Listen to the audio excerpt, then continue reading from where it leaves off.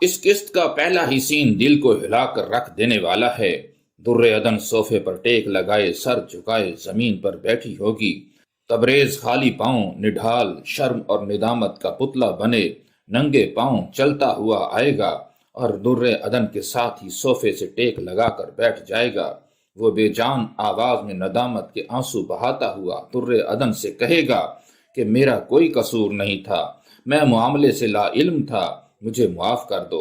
در عدن اس پر پھٹ پڑے گی کہ تم کیسے باپ ہو، تمہیں ذرا برابر بھی احساس نہیں ہوا کہ کس طرح ہماری دنیا اجاڑ کر رکھ دی گئی۔ میرے ساتھ جو ظلم ہوا ہے اس کا مقدمہ میں نے خدا کی عدالت میں پیش کر دیا ہے، اب وہی میرا انصاف کرے گا۔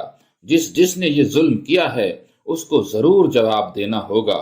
تبریز اس سے معافی کے لیے گڑ گڑاتا ہے لیکن وہ غم سے نڈھال ہو کر وہاں سے چلی جاتی ہے۔ تبریز کی آنکھوں سے ندامت کے آنسو رواں ہوتے ہیں۔ تبریز تھکا ہارا گھر کے آنگن میں آتا ہے، ملازم سے کہتا ہے کہ چائے بنا کر لے آؤ۔ وہ باہر ہی صوفے پر ڈھیر ہو جاتا ہے۔ اتنے میں سنبل اس کے پاس آتی ہے اور پوچھتی ہے کہ تم ہسپتال سے آ رہے ہو، میرے ڈیڈ کی طبیعت کیسی ہے؟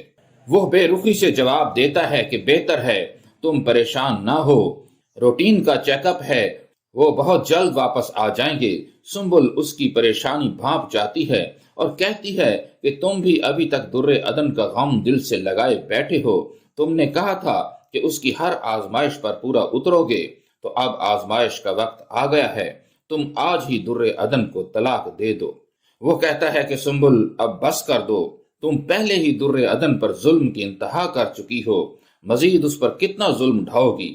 وہ کہتی ہے کہ کیا یہ سب کچھ میں نے کیا ہے؟ یہ سارا کیا دھرا تمہاری ماں کا ہے۔ پیسے کے لالچ میں وہ اندھی ہو گئی تھی۔ تبریز دھاڑتا ہے کہ تم اس کی ماں پر اتنا بڑا الزام لگا رہی ہو۔ وہ کہتی ہے کہ تمہیں اگر یقین نہیں آ رہا تو جا کر اپنی ماں سے پوچھ لو۔ وہ غصے کے عالم میں چلا جاتا ہے۔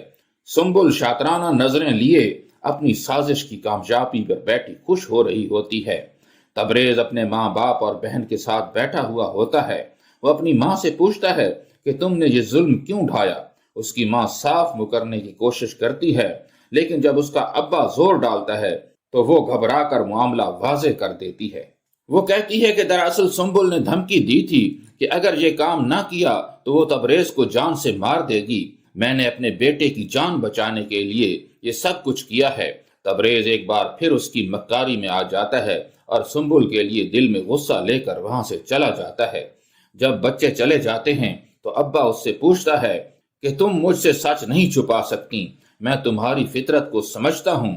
جب وہ روب ڈالتا ہے تو وہ سچ اگل دیتی ہے۔ ابا بھی لالچ کا پتلا ہے۔ وہ کہتا ہے کہ بتا پیسے کہاں ہیں؟ وہ کہتی ہے کہ جوہی کو دے دیے ہیں اور بقایا رقم ابھی تک اس نے ادا نہیں کی۔ ہسپتال کا منظر ہے۔ ڈاکٹر سنبل کو بتاتی ہے کہ اس کے ڈیڈی کی جو رپورٹیں آئی ہیں ان میں پریشانی والی کوئی بات نہیں، چند رپورٹیں آنے والی ہیں جن سے مزید معاملہ کلیئر ہو جائے گا۔ ادھر اس کا والد احسان بیڈ پر پڑا در عدن کے ساتھ ہونے والے ظلم پر رو رہا ہوتا ہے۔ اب اس کے چہرے پر پچھتاوے اور ندامت کے آثار نمایاں ہیں۔ سنبل آتی ہے اور اس کو دلاسا دینے کی کوشش کرتی ہے۔ جوہی اپنے والدین کے ساتھ ناشتے کی میز پر موجود ہوتی ہے اور کہتی ہے کہ در عدن کو جلد طلاق دلوائیں تاکہ وہ کلیم کو رقم دے سکے۔ اس کا ابا کہتا ہے کہ تو فکر نہ کر، یہ جو کچھ بھی ہے اب تبریز کا ہے، تمہیں رقم کا بندوبست کر کے میں خود دوں گا۔ اتنے میں در عدن وہاں آ جاتی ہے اور کہتی ہے کہ اسے واپس گھر لے چلیں۔ وہ کہتا ہے کہ ٹھیک ہے، تیاری کرو۔ عرفی اپنی خالہ اور شفق کے ساتھ بیٹھا کھانا کھا رہا ہوتا ہے۔ اس کی خالہ کہتی ہے کہ تمہاری ماں بھی شہر جا کر بیٹھ گئی ہے، وہ تمہاری کہاں سنتی ہے، اسے تو بس جوہی اور تبریز کا خیال ہے، پتہ نہیں میری بیٹی کا کیا بنے گا۔ وہ کہتا ہے کہ فکر نہ کرو خالہ، آپ کی بیٹی کے ساتھ کبھی زیادتی نہیں ہونے دوں گا۔ ماں بیٹی خوش ہو جاتی ہیں۔ تبریز کا ابا اس کے ٹھاٹ باٹ دے کر اترا رہا ہوتا ہے۔ وہ کہتا ہے کہ اب سنبل کا باپ بیمار ہے، اس لیے سب کچھ ہتھیانے کی کوشش کرو۔ سنبل کو بھی اب سر پر چڑھانے کی ضرورت نہیں، اور یہ کہ اسے بھی اب ہر مہینے پیسے بھیجتے رہا کرو، اور ایک بڑی رقم بھی اسے چاہیے۔ ابے کی آنکھوں سے لالچ ٹپک رہا ہوتا ہے۔ جوہی کی ماں اسے بلانے آتی ہے کہ اس کا ابا اس کا انتظار کر رہا ہے، گھر چلو۔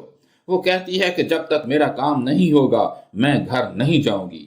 اس کی ماں کہتی ہے کہ اپنے ابے پر اعتبار کرو، وہ کام کر دے گا۔